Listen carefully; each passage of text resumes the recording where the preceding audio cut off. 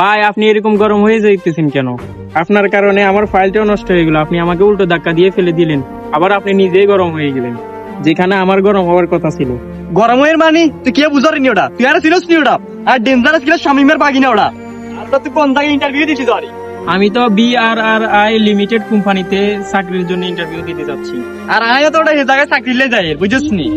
আর তোর ওটা জোতার যে অবস্থা, ওটা পোশাকের যে অবস্থা, ফকির নিয়ে ওটা অশিক্ষিত, তোরা দেখি তার মনে না তোরা চাকরি দিব ওটা। আগল আরে ভাই আমি আমার নিজের যোগ্যতা দিয়ে চাকরি নেবো, যদি চাকরিটা হয় তাহলে তো ভালো কথা, আর না হলে তো এখানে কিছুই করে নাই, আমার ভাগ্যে যেটা আছে এটাই হবে। হ্যাঁ সামু তো তোর কি যোগ্যতা আছে? আর চল তাইলে। আচ্ছা আমরা তাহলে একসাথে চলে ইন্টারভিউটা দিয়ে আসি।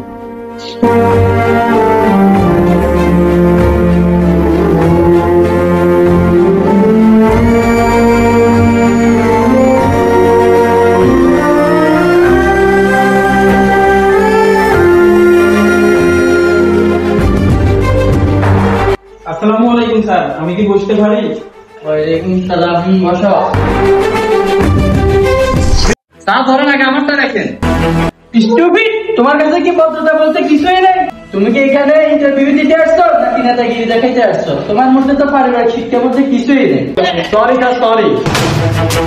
ইটস ওকে, বসো।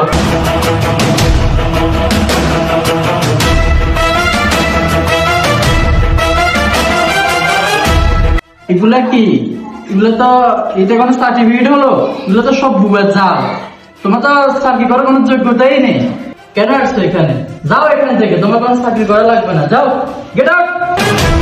স্যার আপনি কিন্তু কাজটা ঠিক করেন নন, অনেক বড় ভুল করে গেছেন আপনি। তোমারটা দেখি, তোমারটা দাও তো। স্যার আমার কাগজপত্র সবকিছু ঠিক আছে স্যার, আমার চাকরিটা খুব প্রয়োজন স্যার।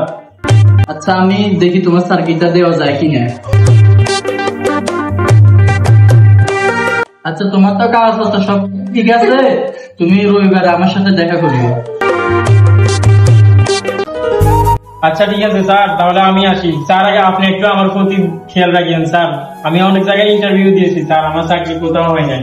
এই চাকরিটা না হলে আমার কিন্তু অনেক সমস্যা হবে স্যার, আপনি আমার প্রতি একটু খেয়াল রাখেন। আসসালামু আলাইকুম স্যার, আসি তাহলে। এই জিল্লু মাল দে, তার ভাই কিনে চাকরি লেগেছে, এত কি খবর চাইছ? চাকরিটা কি হয়েছে নিয়ে? এত তো গেছে, অনেক খবর নাই। মামা এত চাকরি হয় না, ওইব কেন তুই এটা হয়েছে তুই ভালো করবি, সারা জীবন নকল করি করি এটা ফাঁস কিচ্ছ। এটা চাকরি অনেক কি কারণে মামা? আর আর কয় সার্টিফিকেট সবকিছু বলে বুয়া অফিসারই গায়, আর আরে কয় আর কি যোগ্যতা আছে চাকরি করিবার?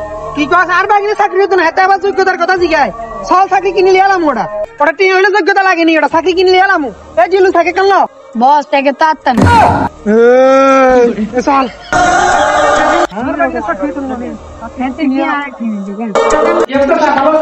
এই তো আছে আলহামদুলিল্লাহ, ভালো আছেন আপনি? বসেন ভাই, আপনি হঠাৎ করে আমার অফিসে? কতক্ষণ আগে আর বাকি নিয়েছিল, আপনি বলে কোন কি যোগ্যতা নাই, চাকরি তো যোগ্যতা নাই। এই জিল্লু সারতে তো মারে। আর ভাই এসব কি দরকার ছিল? আপনার বাগিনা আপনার নামটা বললে হয়তো হইতো, আপনি এখানে আসা লাগেনি, আপনি একটা কল দিলে হতো হইতো। অবশ্যই আপনার বাগিনা চাকরি ফাইনাল। ঠিক আছে ঠিক আছে।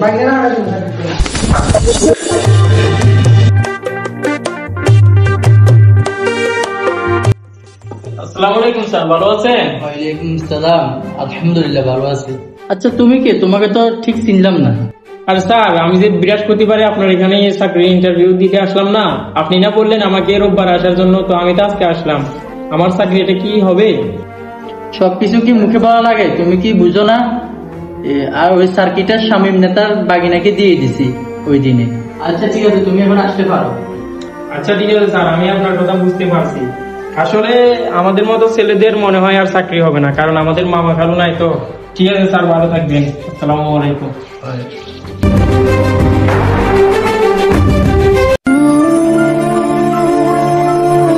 আসলে আমাদের মতো মধ্যবিত্ত ছেলেদের মনে হয় আর কখনো চাকরি হবে না।